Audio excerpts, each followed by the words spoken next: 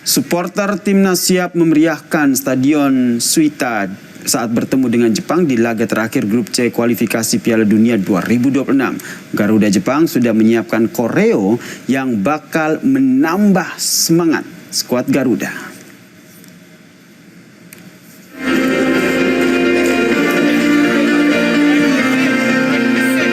Sekitar 100 pendukung timnas menyambut kedatangan skuad Garuda di Kansai Airport, Osaka, Jepang. Supporter ini datang dari berbagai macam area, kebanyakan dari Osaka dan sekitarnya. Tetapi ada juga yang datang khusus dari Tokyo dan Jakarta.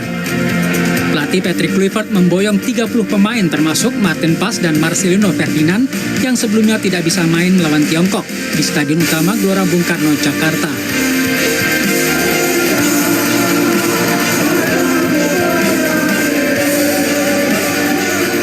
Sekitar 3.000 supporter termasuk Garuda Jepang akan hadir di Stadion Suita untuk memberi semangat pada para pemain timnas. Garuda Jepang siap tampilkan tifo pada laga ini. Hal ini telah disiapkan sejak lama dan mereka meminta Garuda fans yang hadir langsung untuk dapat bekerja sama dalam aksi tersebut. Iya Mbak, nanti bakal ada tifo yang sepanjang dan selebar 30 meter dan nanti salah satunya yang Mbak Fitri duduk di bangkunya itu Mbak Fitri juga ikutan koreonya gitu. Wah sesemangat itu. Cuma kan aku nanya tifonya apa? Mereka masih merahasiakan karena biasanya dari para supporter itu selalu merahasiakan karena ingin memberikan surprise di saat lagi live. Kemenangan atas Jepang akan menjadi torehan manis di pertandingan terakhir grup C bagi timnas. Kemenangan juga bisa jadi modal kepercayaan diri pemain timnas dalam menghadapi putaran keempat kualifikasi Piala Dunia 2026. Tim Liputan Kompas TV.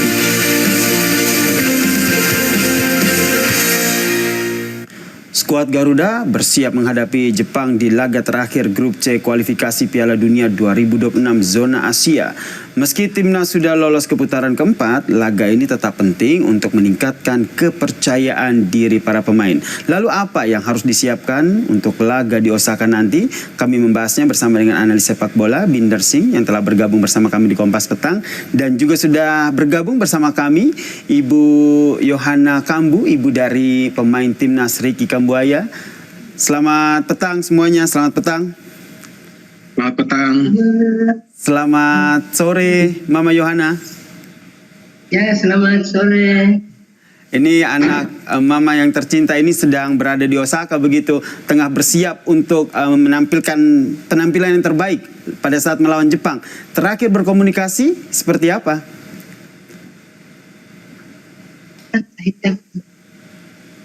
3 hari kemarin dia telepon. Itu telepon Mama dan Vicky sampaikan bahwa Mama berdoa agar dia bertanding di Jepang bisa berhasil. 3 hari terakhir ya. Kemarin atau hari ini ada berteleponan dengan Ricky, Mama? Tidak, 3 hari kemarin. Ada Ricky ada minta doa khusus tidak, Mama? Ricky ada minta doa. Ricky ada minta doa khusus. Ya, Ricky ada minta doa khusus. Apa doa yang ingin dia ingin selalu diminta kepada Mama? Iya, dia ingin minta doa dari Mama. Mama berdoa semoga Ricky punya talenta ini terus terus bertanding. Terus Mama berdoa Tuhan pimpin dia, Tuhan jaga, Tuhan melindungi. Jadi setiap Ricky bertanding itu kan untuk Mama harus berdoa. Tapi biasanya dia bertanding, Mama tidak nonton. Nanti Mama hanya di rumah saja, Mama berdoa. Sampai nanti Ricky bertanding sudah menang. Nanti hari berikutnya itu Mama minta Mama ini live kah? Ulang. Itu baru Mama bisa nonton. Mama tidak bisa nonton, tapi dia bertanding.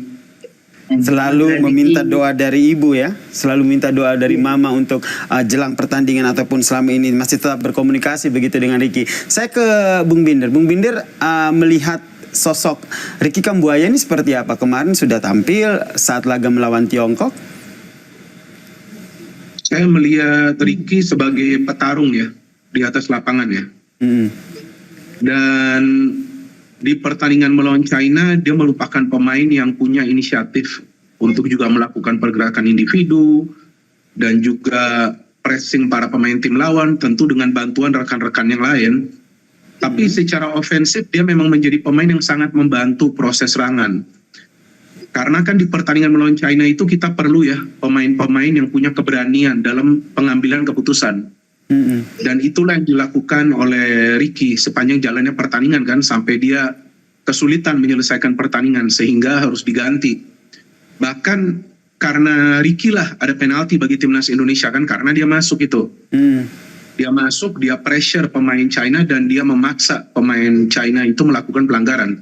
Jadi ya kalau kita berbicara soal pertandingan melawan China, tentu semua orang punya penilaiannya masing-masing ya untuk pemain terbaik. Tapi saya dari awal setelah pertandingan selesai, saya sudah posting di akun IG saya, di story-nya saya sudah mengatakan di sana bahwa bagi saya man of the match adalah Ricky Kambuaya. Karena dia diberikan kepercayaan tampil dari awal, dan di round 3 ini di pertandingan melawan China itu pertama kalinya Ricky tampil dari awal sebagai starter. Dan dia menjawab kepercayaan dari pelatih. Itu sangat penting.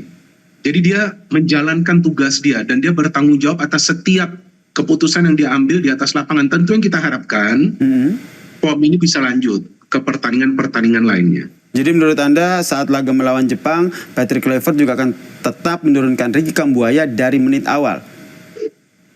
Nah ini yang masih menjadi sebuah misteri bagi saya, karena taktiknya mau seperti apa.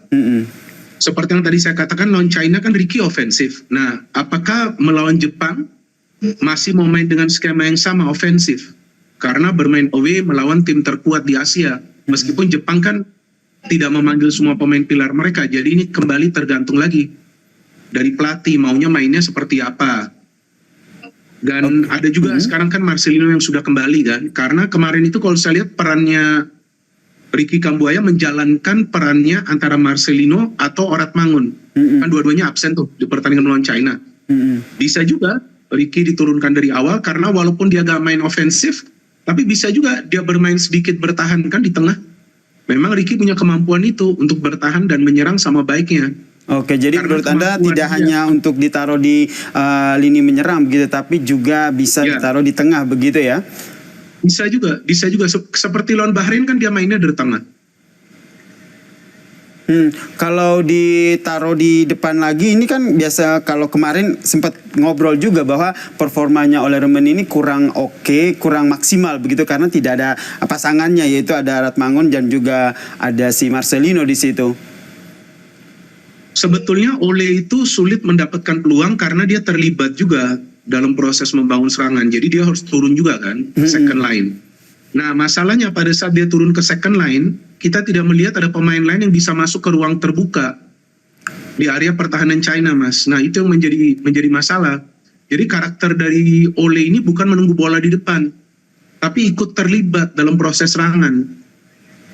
Jadi memang harus ada support yang lebih baik. Nah biasanya yang support itu kan adalah antara Marcelino ataupun Ragnar kan. Oke. Nah yang jadi diharapkan yang ingin saya tanyakan ke Bung Binder, ketika nanti ada Marcelino di sana kemudian disandingkan dengan Ratmangun dan juga oleh Romeni di lini serang begitu. Kalau posisinya Ricky Kambuaya ini bisa berada di lini tengah menurut Anda?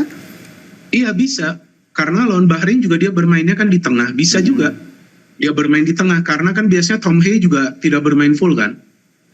Dia biasanya diganti setelah menit ke-70 kan, bisa juga dia bermain di tengah. Tapi kan melawan Jepang kan Ragnar juga tidak akan bermain kan, absen kan. Marcelino akan turun. Oke, saya mau ke Mama Yohana dulu. Mama Yohana, apa saja yang sudah diceritakan oleh anak Mama begitu si Ricky Kambuaya terkait dengan pertandingan lawan Tiongkok kemarin dan juga nanti saat bertanding melawan Jepang ini. Tapi Mama jangan dijawab dulu ya. Kita lanjutkan diskusi kita usai jeda berikut ini. Tetaplah bersama kami di Kompas Petang.